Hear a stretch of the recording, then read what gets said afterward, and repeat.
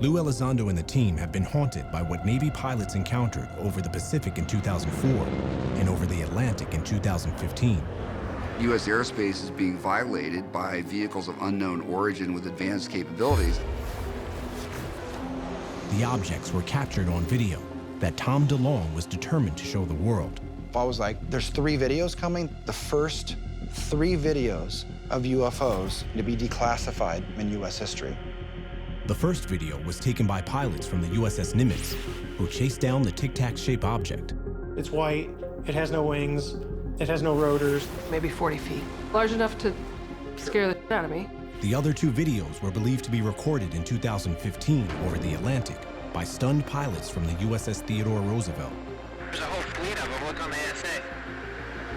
My gosh. Elizondo and his partners are still grappling with the implications of what these Navy pilots saw. This is an evolving story. I think we realize now that the USS Nimitz incident may be actually far more comprehensive than any one of us initially thought. There's been some whispers now for the last 6 months that other individuals in the Navy on board the vessels and possibly other aircraft actually saw the tic-tac with their own eyes. I want to get to the bottom of it. One of those individuals is now coming forward. Omar Lara was an enlisted sailor who worked on the Nimitz's aviation fuel systems. Jets would come in, park. We'd fuel them up. They'll disembark.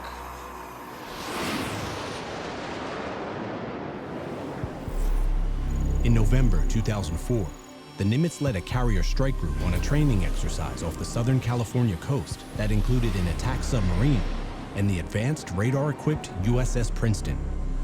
Several days after the infamous tic-tac video was taken, Lara says he was on the Nimitz deck responding to what turned out to be a false alarm of a man overboard. All the jets had left, except for the personnel who take care of maintenance and the work centers on board the aircraft carrier. And a sailor had fallen overboard. And at that time, a man overboard was called, and everyone needs to report in person.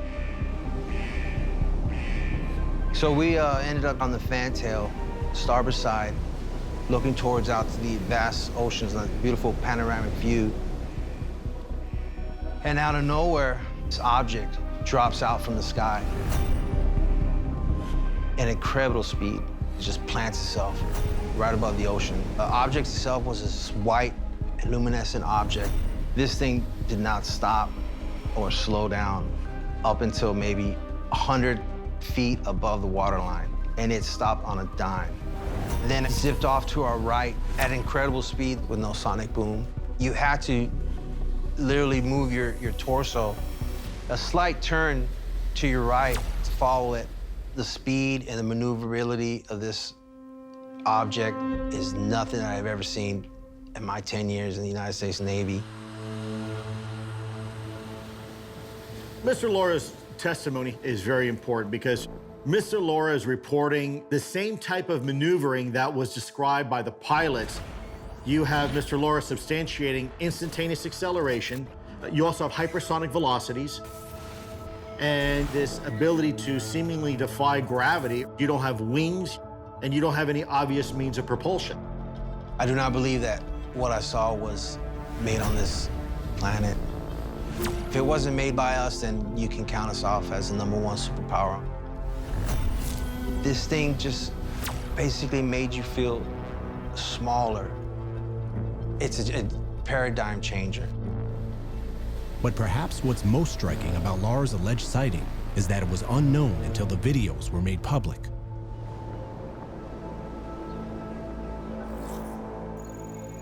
"16 years after the Nimitz incident, the team investigates evidence of a cover-up. Gentlemen, great to see you all again. The team is following a trail that could lead to the U.S. military's own black projects. This last year and a half, 2 years has been pretty monumental in what we've been able to collectively achieve regarding the topic. You have an acknowledgement by the Department of Defense that the videos were authentic. And you also have an acknowledgement now from the Navy that these things that are depicted in these videos are truly unidentified aerial phenomena.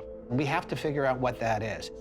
Jim Semivan spent 25 years working as an operations officer for the CIA. It's a fundamental issue for the intelligence community. It's a fundamental issue for the FBI, for heaven's sakes, for DIA, for CIA. For them to have that level of ignorance is astonishing. We have irrefutable evidence of an intelligently controlled vehicle defying science, something operating beyond what we even thought was possible. The Pentagon officially said that there was nothing else involving the USS Nimitz incident, nothing to see here. But there is indeed more information involving the Nimitz. You still have the Department of Defense to some degree dragging their feet. Just recently, they acknowledged the fact that there were more videos in their possession, and they also had some classified briefings that they were not going to release to the public. It might be something like, okay, we have another picture of that same Tic Tac at the same location, but from a different system. It was a classified system. I think it's interesting because it shows that there's still a segment within the U.S. government that is, for some reason, hesitant or resistant to have a conversation.